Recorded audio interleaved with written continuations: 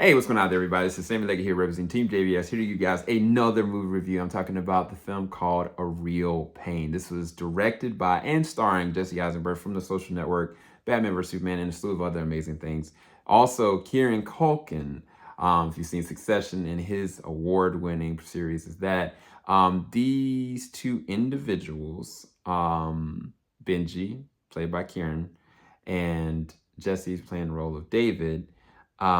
They are cousins and they're attempting to try to reconnect, and they're exploring Poland to try to go and find their roots, so to speak, from where their grandmother hails from, because that's where she had a house, and unfortunately she's passed. So they want to kind of give reverence to her memory by going and reliving and taking in like what happened to the Jewish community.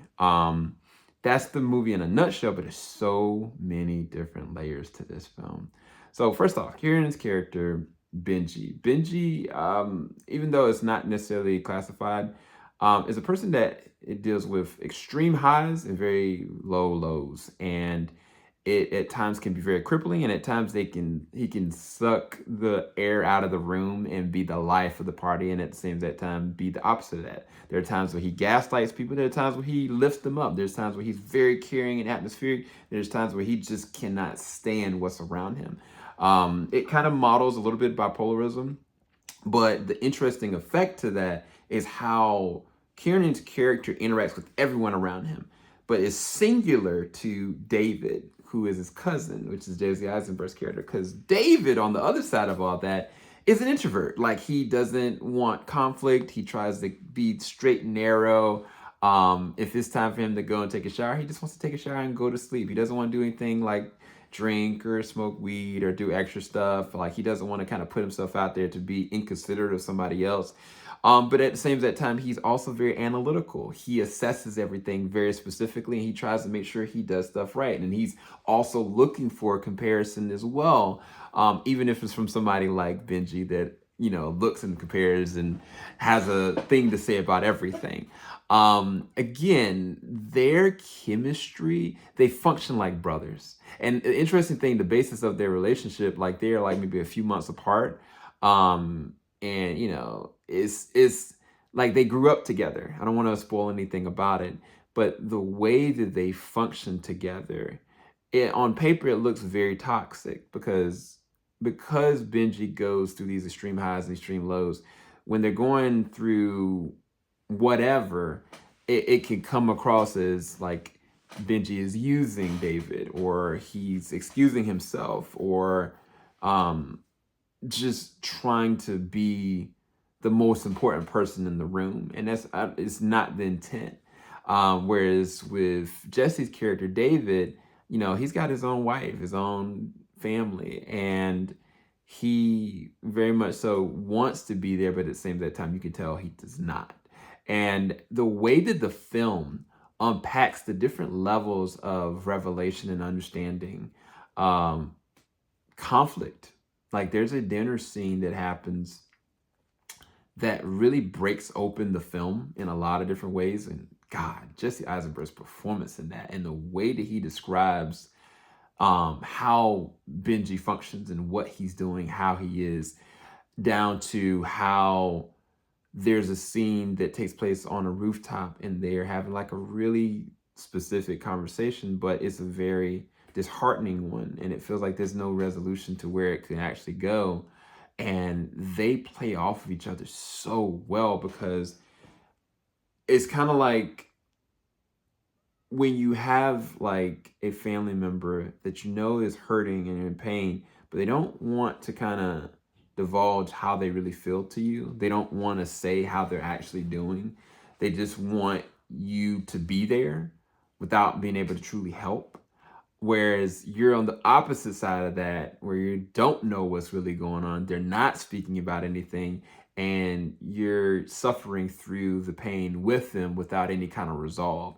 That is a very uncompromising, well, it's a very compromising situation that it doesn't necessarily have a resolution. And that is real. That happens on day-to-day life. And again, I've described to you these two characters, But the film itself, framed wise, it's not like this extravagant story. It's exactly beat by beat what I described from the very beginning of the synopsis of this. And it's like Jesse wrote this in a way that you have those human moments. Like it may be that Benji's interacting with somebody that's on the tour guide and being very extra nice to them. And then the next moment he's just gaslighting them and making them feel terrible, but then forgets what he just did. Whereas like with Jesse's character, he may, put himself out there to go and be vulnerable in front of Benji, all to get himself like trapped in a situation that he didn't want to be in. These are real human moments that are just framed within a film. The film is shot really well as well. Like you go to a lot of different locations. You can tell that everybody on set is having a very fun time, but it's a very important, poignant one.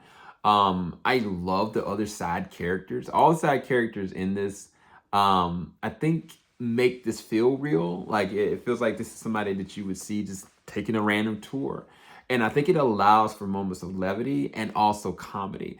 Jesse and Kiernan are comic geniuses. If you didn't know, Jesse has this way about his awkwardness that is just hilarious. I don't know if it's intentional or not, but Kiernan is absolutely awkwardly intrusive, and it comes off so relaxed and rude and funny all at the same exact time. And I love that. And I think that this is a really good, grounded, raw film that I think that you guys are going to be able to get something from. It is rated R, so there's a lot of language. There's no nudity or anything like that. There's no grotesque violence, but the subject matter of some of the themes that are happening are very important and specific. So you definitely, want to restrict it from young kids watching it. At least watch it yourself first. And I think that the story and how it actually flows, it doesn't give like this clear, concise, like, oh, well, start, finish, go. Like this is a lot deeper than that. It's kind of, how do you live? How do you relate? How do you deal with sacrifice, but at the same time not compromising? I think it's such a very human film that I just didn't anticipate. I just thought it was going to be this, buddy comedy thing. But I mean, even the humor sometimes is dark humor, but it's really good. A Real Pain is a really good film. It's about roughly an hour and 30 minutes, but once you get a chance to check it out, you're going to really, truly love it. I could reveal a lot more about it and certain themes that they do. The cinematography is really well done, but I think also the placement of how they do certain framings of certain scenes is very specific. There's specific, again, this is about, also them doing a tour of the Holocaust. So there are things about that is placed really specifically, and it's done really well. So there's a lot of different moments that I think you're gonna really love. But I'm gonna rest this at a or if you want to do like 9 or 9.5 out of 10, this is an A for me. This is a really good film, and it came out of nowhere. I did not anticipate loving it as much as I did, but I'll talk to you guys later. Make sure you like, subscribe, hit the bell button. Thank you guys so much for watching. Go and check out A Real Pain as soon as you can. Peace, people.